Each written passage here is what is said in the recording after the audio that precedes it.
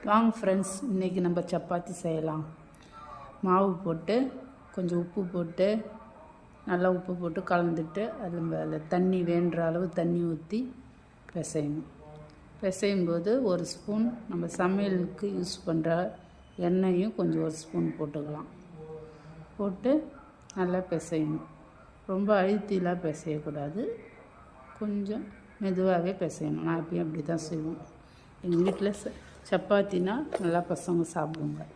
இந்தமாரி நமக்கு நல்லா பிசைஞ்சு வச்சுட்டு தொட்டு பார்த்தா நல்லா உள்ளே போகும். அந்த அளவு நல்லா பிசைஞ்சு வச்சுட்டு ஒரு 1/4 மணி நேரம் கழித்து எடுத்து தீற்றணும்.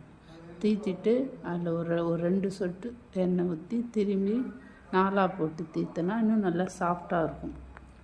அப்படியே ஒரு 2 சப்பாத்தி சாப்பிட்ற இடத்துல 5 கூட சாப்பிடுவாங்க. அந்தளவு சாஃப்டாக இருக்கும். என் பசங்க எப்படியும் இது தான் கேட்பாங்க. அந்தமாரி செஞ்சுட்டு பேச்சுலருக்கு தகுந்த மாதிரி ஒரு தொட்டுக்கு கூட செய்யலாம். ஒன்றும் வேணாம், ஒரு 4 வெங்காயம் 2 தக்காளி இருந்தால் போதும் தொட்டுக்க. அப்படி செஞ்சால் வெங்காயம் தக்காளி வச்சு அப்படி தொக்கு மாதிரி செஞ்சு சாப்பிட்டுக்கலாம். மிளகாய் தூள் மட்டும் வச்சா போதும். இந்தமாரி தீற்றி நல்லா மெலிசாக தீற்றி நல்லா தவாவில் போட்டு எடுங்க. தீர்த்திங்கன்னா நல்லா புரோட்டா மாதிரி இருக்கும். அப்படியே லேயராக இருக்கும். அந்த சப்பாத்தி சூப்பராக இருக்கும். ஒரு முறை செஞ்சு பாருங்கள். இந்த போட்டு நல்லா ஒரு 2 திருப்பு திருப்புங்க.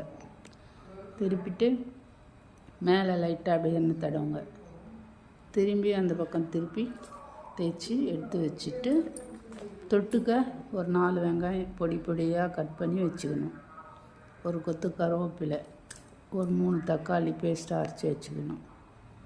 ஒரு பாத்திரத்தில் எண்ணெய் ஊற்றி கடுகு போட்டு அந்த வெங்காயம் கட் பண்ணி பொடி பொடியாக வச்சு வெங்காயத்தை போட்டு கருவேப்பிலை போட்டு நல்லா சுருள வதக்கணும் ஃப்ரெண்ட்ஸ்.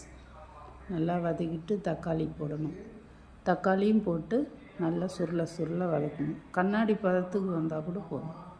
நல்லா வதக்கிட்டால் எங்கள் வீட்டில் பெரும்பாலும் தொட்டுக்கு உருளைக்கிழங்கு போட்டு குருமா விட இது தான் எல்லோரும் கேட்பாங்க. டக்குன்னு நம்ம செஞ்சிடலாம், ஈஸியாக இருக்கும். நல்லா வதக்கிட்டு 2 ஸ்பூன் மிளகாய்த்தூள், உப்பு தேவையான அளவுக்கு போட்டு ஒரு டம்ளர் தண்ணி ஊற்றி கொதிக்க வச்சா போதும். ஒரு 10 நிமிஷம் போதும். போட்டு மூடி போட்டு திறந்து அப்பப்போ பார்த்து கிண்டி எடுத்து வச்சிடணும். எடுத்து வச்சுட்டு சுட சுட சப்பாத்தியில் இது பாருங்கள் எடுத்திங்கன்னா உங்களுக்கு திருப்பி லேயராக வரும். எடுத்து பார்க்கும்போதே உங்களுக்கு தெரியும், பரோட்டா மாதிரி இருக்கும். அது சூப்பராக இருக்கும். ஒரு வாட்டி செஞ்சு பாருங்கள்.